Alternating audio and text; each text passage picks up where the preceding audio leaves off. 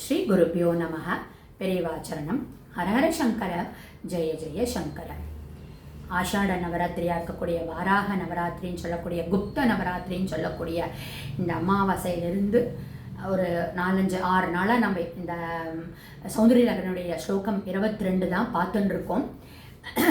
மறுபடியும் அந்த ஸ்லோகத்தை இன்னையோட அந்த நவராத்திரியோட கடைசி நாளாக இருக்கிறதுனால மறுபடியும் அந்த ஸ்லோகத்தை படிக்கிறேன். பவானி துவம் தாசே மயி விதர திருஷ்டிம் ச கருணாம் இதி ஸ்தோத்தும் வாஞ்சன் கதயதி பவானி துவம் இதி யஹ ததைவ துவம் தஸ்மை திசசி நிஜ சாயுஜ்ய பதவிம் முகுந்த பிரம்மேந்திர ஸ்புடமகுட்ட நீராஜித பதாம் அப்படின்னு அந்த பக்தன் நிஜமான பக்தியோட ப்ரேயர்ஸை ஃபுல்லாக முடிக்கிறதுக்குள்ள நம்மளுக்கு சாயுஜ்ய பதவியை கொடுத்துட்றா அப்படிங்கிறது தான் இந்த ஸ்லோகத்தினுடைய இம்மீடியட்டாக. அது கூட நம்மளோட இன்டென்ஷன் நல்லா இருந்தது அப்படின்னா ரிசல்ட்டும் நல்லா இருக்குது. சரி, பெரியவா என்ன சொல்கிறா அப்படின்னா, இந்த ஸ்லோகத்தினுடைய விஸ்தாரமாக இந்த ரொம்ப ரச நிறைந்த ஒரு கவித்துவம் நிறைந்த ரசமாக வாஞ்சசாசமதிக்கம் அப்படின்னு ஒரு வார்த்தையை சொல்லி சௌந்தரியலகரிலே வரும். இந்த வார்த்தை என்னன்னா, நாம் எதிர்பார்த்ததை விட ஆசைப்பட்டதை விட அதிகம். ஆக்சுவலி நம்ம ஆசைப்பட்டதை விட அதிகமாக அம்பாள் கொடுக்குறான் அப்படின்னு ஸ்லோகம் 4 சொல்லி, இந்த ஸ்லோகத்தில் ஸ்தோத்தும் வாஞ்சன் அப்படின்னு அந்த பக்தன் தன்னுடைய ஆசையை ஆசைப்பட்டு அவன் என்ன கேட்குறானோ அதை எக்ஸ்பிரஸ் பண்ணுறதுக்கு முன்னாடியே ரொம்ப வாஞ்சையோட, ரொம்ப கருணையோட, கருணாரசத்தோட அம்பாள் தன்னுடைய அருள் கடாட்சத்தை கொடுக்குறா அப்படின்னா இந்த ஸ்லோகம் ஸ்லேஷ் அலங்காரமாகவும் இருக்குது, கவித்தன்மை நிறைந்ததாகவும் இருக்குது, கருணாரசம் பொழியறது இந்த ஸ்லோகத்தில்.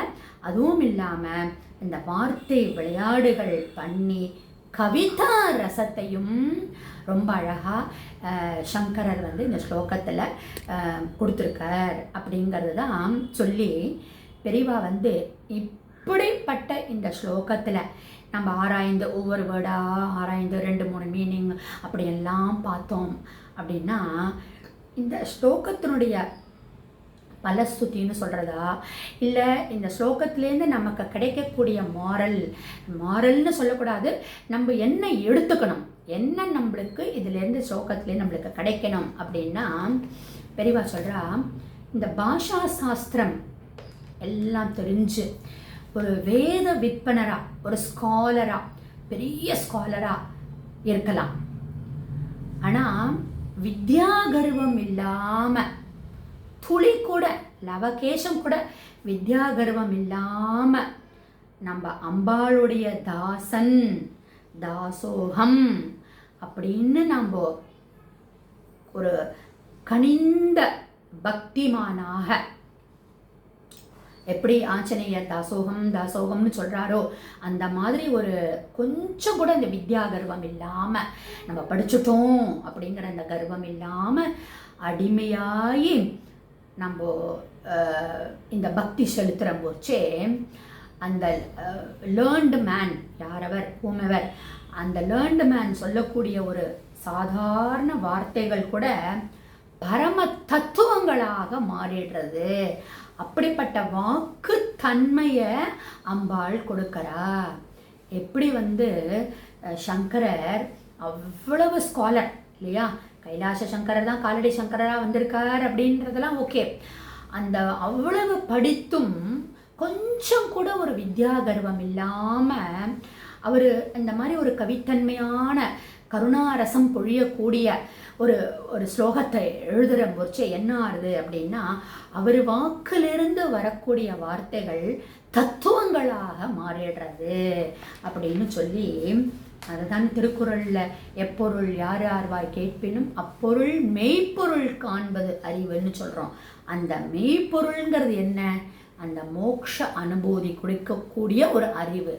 அந்த அறிவு நம்மளுக்கு இந்த ஸ்லோகத்தை சொல்கிறதுனால கிடைக்கிறது அப்படிங்கிற ஒரு மாரல், ஒரு தத்துவம் இந்த ஸ்லோகத்துலேருந்து நம்மளுக்கு கிடைக்கிறது. அண்ட் இன்னொன்று என்னென்னா, ரொம்ப முக்கியமாக ரொம்ப அழகாக பெரியவா சொல்கிறான், நீ நார்மலி தபஸ் பண்ணி மனசை கண்ட்ரோல் பண்ணி கிடைக்கக்கூடிய சாயுஜ்ய பதவியினால் விஷ்ணு ஸ்வரூபமாகவோ ஒரு சிவஸ்வரூபமாகவோ நம்ம அதுக்கு ரொம்ப பகீரத பிரயத்தனம் பண்ணணுமா இருக்குது. அந்த விஷ்ணு ஸ்வரூபமாக நம்ம ஆகிறதுக்கோ இல்லை சிவஸ்வரூபமாக நம்ம அந்த சாயுஜ்ய பதவி அடையிறதுக்கோ ரொம்ப பிரயத்தனம் பண்ணணுமா இருக்குது.